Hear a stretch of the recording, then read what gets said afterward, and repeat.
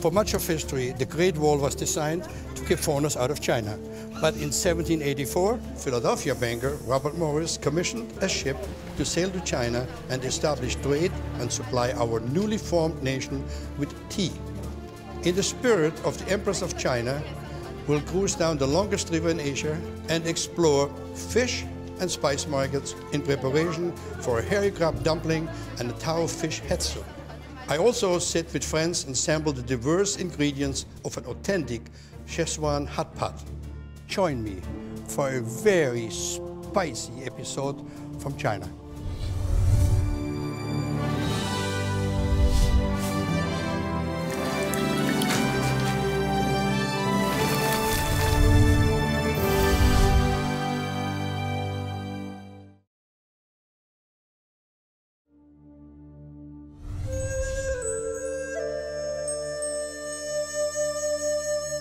The Great Wall is an enduring symbol of Chinese history and culture. Ironically, what is now an attraction visited by millions of tourists from all over the globe was initially designed to keep people out. In 1784, Robert Morris and some investors created the first ship, the Empress of China, that came over to open trade to America after the Revolution. Previously, it was strictly controlled by the English fleets. After the Treaty of Paris in 1783, U.S. ships could no longer trade with the British West Indies, creating a shortage of goods, especially tea, very sought after in the new nation. So Robert Morris, the Philadelphia banker who financed the Revolution, devised a plan to encourage others to pursue trade with China. He hired a small ship and renamed it the Empress of China, to sail around the southern tip of Africa to Canton. On board, he placed a prominent Boston businessman, Samuel Shaw, to negotiate the ship's hold. Animal skins, cotton, pepper, and 30 tons of ginseng, a root that grew wild in North America. The Chinese valued ginseng for its healing powers and were interested in obtaining more of this perennial herb. But the Chinese were determined to permit only a few foreigners into their country, referring to outsiders as foreign devils. So when the ship arrived in Macau, only the captain and Shaw were permitted to be guided onto Canton. There, Shaw traded his cargo for tea, tableware, silk, and spice. The shipment returned to the U.S. in May of 1785, where the Chinese goods brought Robert Morris and his partners an impressive profit of $30,000. Soon, other U.S. merchants were quick to see the value and flooded the market with ginseng.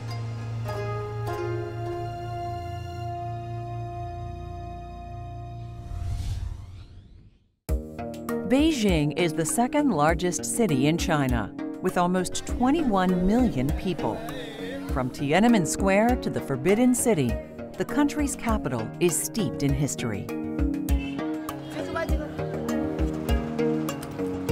In one of Beijing's many fish markets, I met up with Chef Ping from the Peninsula Hotel.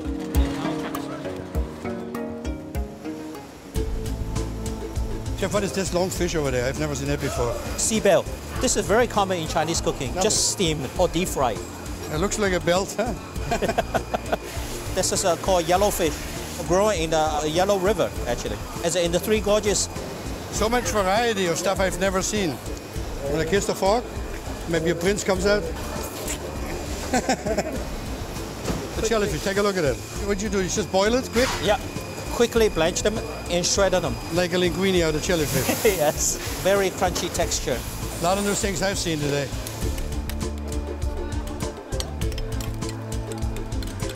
That's called mantis prawn. Be careful. Like a praying mantis. Yeah, exactly. This is guida. It's a kind of a bigger clam, guida. How does it taste? Usually you boil it and peel them and slice them and mix with chive sauce, chive garlic, guida. This is my friend, Mr. King Crab. Look at him. Have you ever seen a serious king crab like that? Look at that. Only in Beijing, only in China. Look at that. Unbelievable. It looks beautiful. I like it. Yeah. Very nice. Thank you. Xie, thank you. The best area for the crab actually is the Yangtze Lake. Yangtze Lake is close to Shanghai. That's why people is called Shanghai crab, Shanghai hairy crab, because it's so famous. Because you're closer to it. Yes, exactly. And how you pick the crab usually? They fill him. You make sure the guy is alive and turns himself over. If he's half dead, he won't turn. Look at that. This is a good one. It's like the lobster. You don't move the tail, Yes. don't buy him. Exactly. He gonna tie it for you. It's amazing. So we're gonna go back to the Peninsula Hotel with Chef Ping. We're gonna make those fantastic crab dumplings. Chef? It's gonna be tasty too. First of all, we steam the crab upside down, and once you steam it, you release the crab oil and you hold it in the shell. The dough itself is nothing special, just flour and water. And the unique process is how you roll the dough, how you proof the dough, and also how you're using rolling pin to quickly roll the dough pieces. It's a very unique step. Awesome. Chef, he's done a few of those for these days, huh? We have some minced pork gelatin, and cook down the stock and make it a gelatin. Ginger is very important because we talk about it as a cooling element. So we need to add a little bit ginger to it to balance off the heat. And also garlic. That's all we have. And then the crab? Usually once you wrap it, always in 12 to 14 fold, make one dumpling. It's an ancient art. Another true taste of history. There we go. Exactly. This is our heritage. This is the female one, right? As you open up, that's a core. The core, the fatty part. That's the most beautiful part. Yeah, right there. That's where the flavor is. Oh, now I know. I'm going to stay in Beijing here. hang out with you a little longer. So this hairy crab dumplings, I can wait to try it. Look at it. So I take my dumpling, put it in there, punch a hole, put a little vinegar in there. Oh, fantastic. The suckling pig is very traditional Cantonese for celebrate a special occasion. We select the piglets, then we blanch them quick using the same principle of when we roast the Peking duck. Put them in the roasting fork, hanging them and fan them overnight. And the second day, roast them in the Chinese oven. Brush a little bit of oil. Once you start the roaster, you have to be very patient. You try to achieve the crackling, and once you hear the song, you have to turn all the time. That's the key. If you have too much moisture trapped into the skin, after roast it's going to be chewy.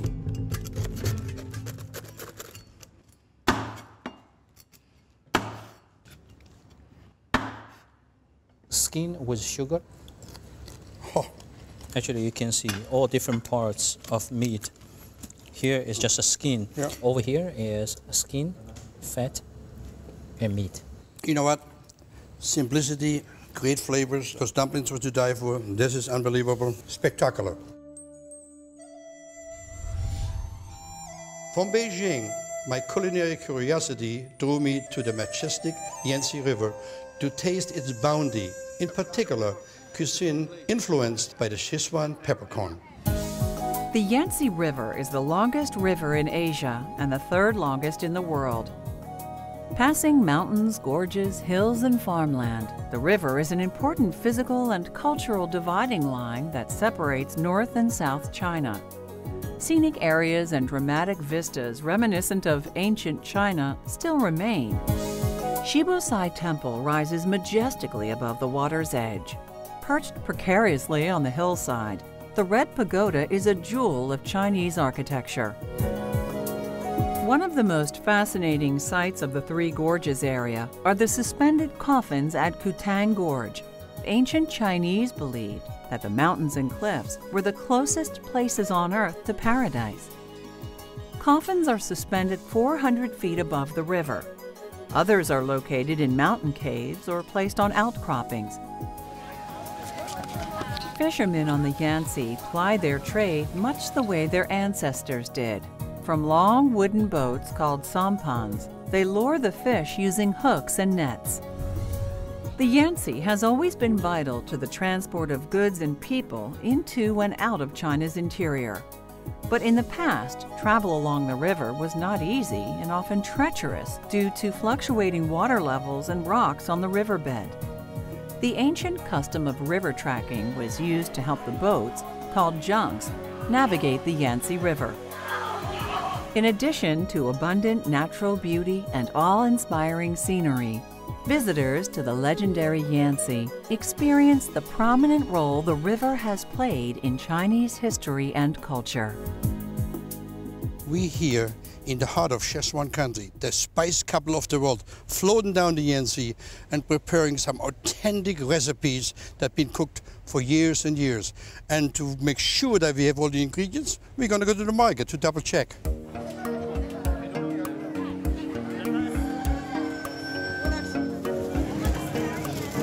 That's the Wusan market, and you can just feel the essence of all the different peppers, Szechuan peppers, chili peppers, hot peppers. It couldn't get better than that.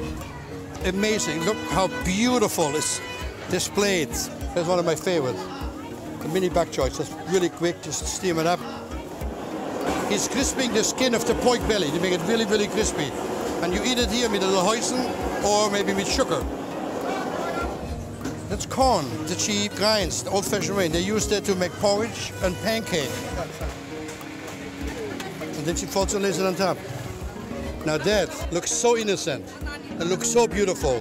It has more heat than you can possibly appreciate. But it's a lot of flavor along with it as well. Spectacular. A chef's dream to come to a market like that. You come here, you shop, and then you create a menu. Chris, I've never seen this many peppers in my life in one spot like here. So I guess we got everything. Let's go and make those recipes, right? Yeah.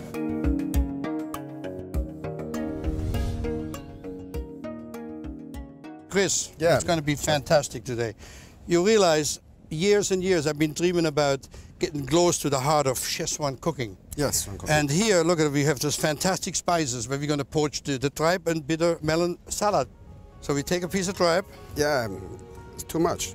Okay, a little bit. Cut it down. Mm-hmm. A little bit of oil in there. Ginger, garlic. Szechuan peppercorn. Szechuan peppercorn, yeah. Rolled beans. Cinnamon. Bay leaf. Orange peel.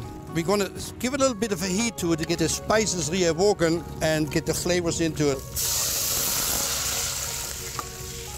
A little bit. Just very warm. Soy sauce. A little bit of salt.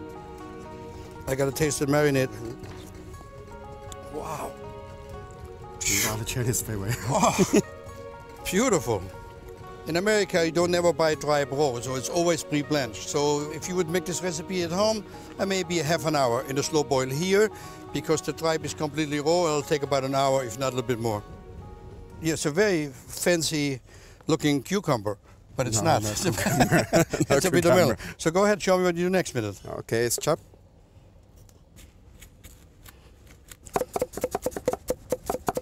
All right. Yes, very good, chef. A little bit of oil. A real quick blanch.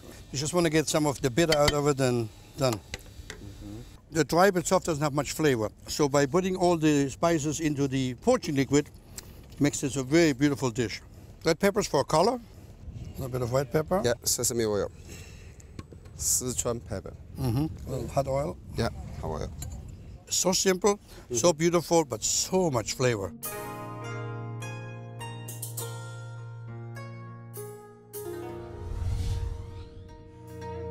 For those of you who don't know, this is a tao fish that lives here in the Yangtze.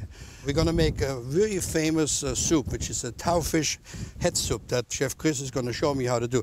It has a variety of mushrooms, wood ear, shiitake, enoki, bamboo shoots, and some nice spices into it. Now, what Chef Chris is doing is going to take the filet off first that we make for another dish. People here are still very frugal. So you fillet the fish and the head and the tail and bones can be made for the soup and the rest is for a different dish. There we go. He's going to chop it open so that when it gets cooked, all the flavor can come out of the fish head. Yeah. There we go. He now is taking the gill out and then it goes into the pan. Yeah. To get started, you want to get the wok nice and hot. You're going to put some oil in it. Fish. Looks good already. Cook it on both sides, Yeah. right? A little bit, straight a little bit, and then we turn it. So we're gonna just cook it for a little bit, and then we're gonna give it a slight turn. When the fish is nicely, like slightly roasted on both sides, so the flavor comes out, then you wanna take out the extra grease that you needed to fry it in. And now it's getting ready for the rest of the ingredients that go in it. Gotta clean the wok quick. Yeah. Bamboo. Bamboo, yeah. Ancient Chinese technique. So the fried fish head rests now while he gets all the other ingredients ready. Please give me a little. I give you the ginger, Yeah. yeah, no problem. Here you go, Chris, the Okay, ginger. yeah. All right. And what's interesting with this recipe, the ginger also helps to get the fish smell out of it. Ginger very essential in Chinese cooking. I don't think you find anything without ginger. The Szechuan peppercorn, then the fish heads go in it. Yeah, fish is going up. Oh yeah. We're gonna top it off with water. It's ginger, it's peppercorn, the fish head and the water. Unbelievable flavor. And then when this starts cooking, then he's gonna prep the rest of the ingredients, right? Yeah. First, Chris is gonna cut the bamboo. Notice that it doesn't have to be 100% orthodox. It's really more for just the flavor and the looks. Then the shiitake he just cuts in half, and then the carrots he just what we call a blade cut. Again, for color. He's gonna cut some baby leeks, or what they call here, green onion, and a couple of chili peppers. The enoki mushrooms, they're kind of unique and very colorful, and basically all you gotta do is you cut the end off and that's it. And then later, all of that goes into the soup that is cooking away. Now he's skimming the impurities off the stock. Look how nice and clean it gets. To make sure the yin and the yang comes out of it. So it's very important. Chinese cooking has a lot of spiritual ways as well, like in this particular soup. It's just not a fish head thrown in the water. And now basically the vegetable we cut earlier, he's thrown it in. Notice how he's adding it carefully into the soup. The most important part of the soup now is the bean curd, or we call it tofu. And this is fresh tofu. There's many ways of tofu. There's aged tofu, fresh tofu. Let me try a little bit of this fresh one over here. Oh boy, It's good, good kid. very good. Oh yeah. And how do you cut the tofu? Just cut it like this. It's salt. When the bean curd floats, it's done, but you want to have a slow simmer on that. You want more flavor? You can put a little bit of sesame oil. So this is your secret. Yeah. This is your secret trick. Okay, go ahead. Let me try it. Yeah, it's more flavor. Wow. Good. Very good. Not good. Very good. Here in China, Ding Ding Hao, spectacular. Chef Chris and I, what a fantastic dish. Fish head soup right here and the Yanxi.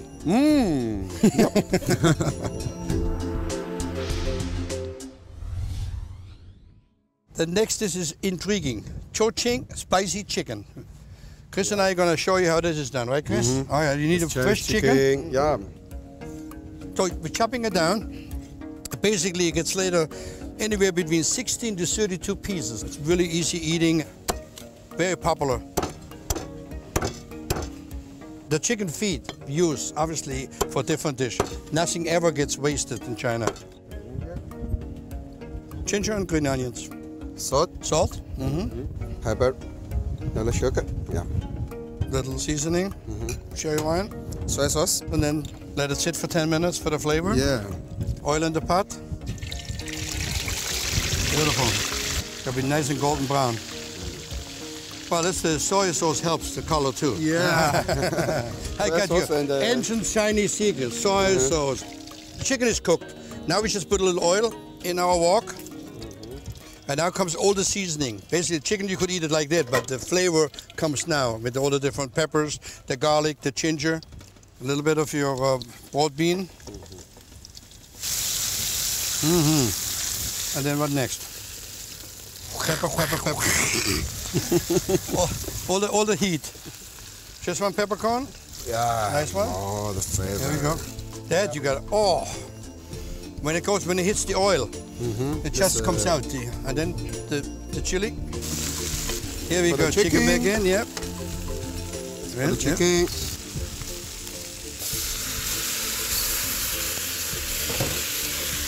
Sesame seed.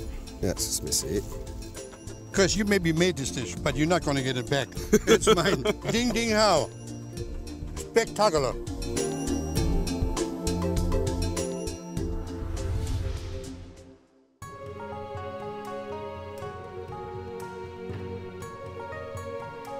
This is Chongqing, part of the greater Szechuan region, known for the Szechuan peppercorn and an outstanding dish, the hot pot. And I want to show it to you. Hot pot is traditionally enjoyed with family and friends, and the Szechuan peppercorn is a main ingredient of the hot pot. Look how much fun those families have eating it al fresco.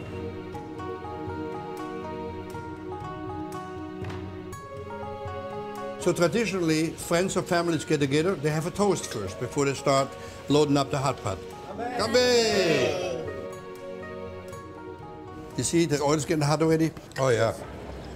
Chef Chris is now loading up the hot pot. Things that are sliced thin, obviously doesn't take any time. Like those potatoes, you put them in there, 1, 2, 3, and they're done. So things that take longer to cook go earlier into the hot pot. So there's a little bit of a science to it. This is the throat of the cow. It's on the inside lining. It's very delicious. The eel is loaded up with electricity. So what happens is they put the mung beans on top so it cannot jump off the blade. That's how fresh it is. The tofu doesn't have flavor on its own, so it absorbs all the flavors in it. That's why it's so beautiful.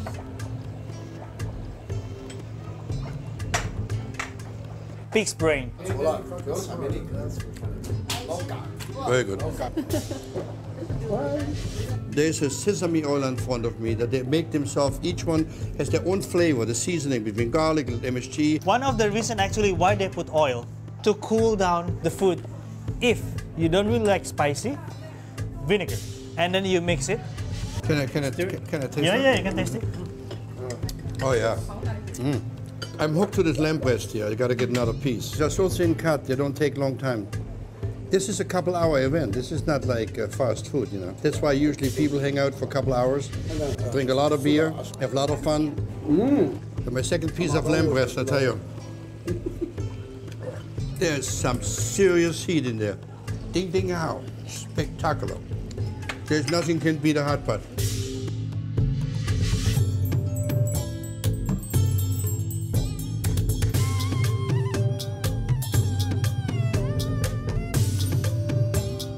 It does not get better than that. What a way to end this fantastic culinary journey to China. We experienced some fantastic Szechuan cuisine and met some great friends along the way. Proving again that Chinese food is not only diverse, but a true taste of history.